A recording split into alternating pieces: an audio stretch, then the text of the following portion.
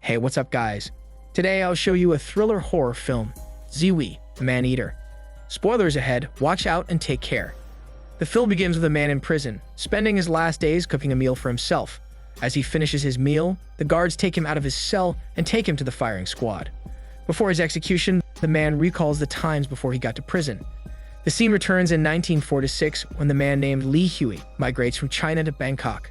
However, the immigration inspector decides to call him ZEE OUI. The inspector then asks him about his migration, so Z tells him that he relocated to live a new life with his uncle. Then the warden verifies his purpose and tells him that he needs to pay taxes. However, Z doesn't have money, so the guards drag him to prison. His head gets shaved, and after that, he gets thrown into a small prison cell with other broke immigrants until his uncle picks him up. After bailing his nephew out, his uncle tours him around the town. He introduces Z to a family that sells poultry, where he will be working. The owner takes him in and teaches him how to butcher chickens. After learning how to do the man's business, Z begins his new life as a butcher. However, his life there is similar to an enslaved person. The owner's wife mistreats him and only feeds him rice, while the children think of Z as a plaything. They make fun of him, ruining his clothes with dirt, blood, and guts from the chickens. Soon after, the family's treatment of Z causes him to get sick as he coughs constantly. The next day, he gets angry at the kids and scares them off with a knife. This led to the wife hitting his head for scaring the kids, even though they were the ones at fault. As he lays on the floor, he gets wicked thoughts running through his head as he begins stalking the family's children. However, he doesn't go through with it and steals the family's money. After stealing at night, he runs away, never to be seen by the family again. The next day, a murder case regarding 3 children in a train yard causes an uproar. The news stated that it might be a psychotic murderer who committed the evil act, as the kids had their organs harvested. One female reporter takes an interest in this bizarre case and asks her boss to allow her to investigate. The boss gives her approval to investigate the case. Meanwhile, Z now works for a family in the rice business. However, his illness progresses, making him unable to work properly. The factory workers bully him about his sickness and even start harassing him as he gets weaker by the day. During their work break, he gets a visit from the boss's daughter, May. May comforts him during his difficult time, and they become great friends. She even gives him a flower that he wears on his head as a token of their friendship. However, as they get back to work, his colleagues think he is also a soft guy, as they see him wearing the flower at work. They bully him to the point that his flower for May gets broken. May sees this and leaves to find another flower for him. But Z misunderstood her actions as hating him, making him feel sad as she leaves. After work, Z goes to a clinic and buys medicine for his sickness before it worsens. However, his coworkers see him and begin bullying him again on the street. This leads to him losing his medicine as it falls into the mud. This causes huge stress on Z, and he starts becoming emotionally unstable. One night, Z sleeps on his bed while his sickness progresses. Just then, he recalls a memory of World War II. There he's a soldier on a mission to fight the Japanese. As his unit fights the Japanese, it's seen that Z is a coward as he doesn't join the fight on the battlefield. He almost gets killed because of it. But luckily, his commander saves him from death. However, the commander orders Z to be brave, and to do so, he is tasked with killing the injured Japanese soldier. In order to survive, Z unwillingly strangles the soldier. However, while he dreams about assaulting the injured soldier, May is beside him, trying to wake him up with a new flower for him. Unfortunately, Z's nightmare also makes his body move, so as he strangles the soldier in his dream, he's strangling May in real life. As he kills the soldier, Z wakes up, only to find May has died beside him, making him guilty and remorseful. The following day, Z hides May's corpse far away from their place to hide what he did. However, May's family and even the workers start looking for her. They're all shocked to see her dumped somewhere dead. Soon after, the reporter gets news of this and investigates the crime scene. The police give her permission to investigate, so she starts by questioning the locals. First, she asks the workers and locals about a potential suspect. At first, their raging hormones make them not take her seriously, but they eventually tell her of May's father, who physically abuses May even in front of the workers. The reporter follows this lead and goes to May's father, asking him about his behavior. However, it seems that May's father is not the suspect, as he regrets his behavior and mourns the loss of his daughter. Seeing no possible leads, the reporter wanders around the town to find any outsiders. Just then, she hears Z coughing inside a warehouse that acts as his home. She notices that he can't speak Thai and talks in Chinese instead. This makes her think he is an outsider and questions him. However, as she questions him about May, Z acts as if he doesn't know. She then notices a knife and asks Z about it. Z tells her that it's a keepsake from his mother. Seeing that Z doesn't know about May, she leaves. But before doing so, she gives him money for his medicine.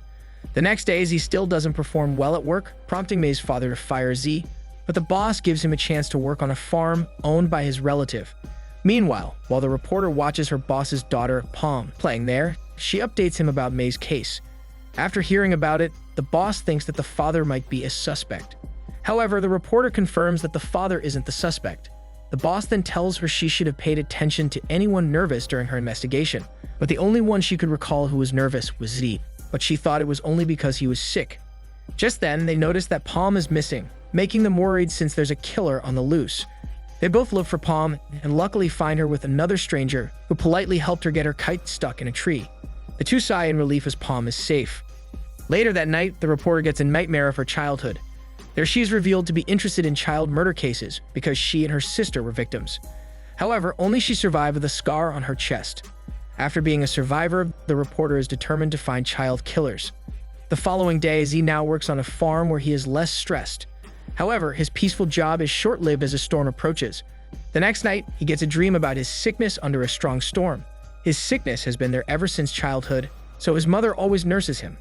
His mother gives him homemade medicines that heal him. His dream gets cut short as he wakes up and discovers that the storm has destroyed the farm totally. Saddened by this event, Z recalls his promise to his mother when she gave him the knife. He promised to live a rich life and get his mother back. But with the current events happening to him, that promise won't be fulfilled soon. Later that night, many kids go to his hut and try to make fun of him while his sickness worsens. Z snaps and chases them, but he cannot catch up to them since he's sick. He follows their trail instead and ends up at a fair.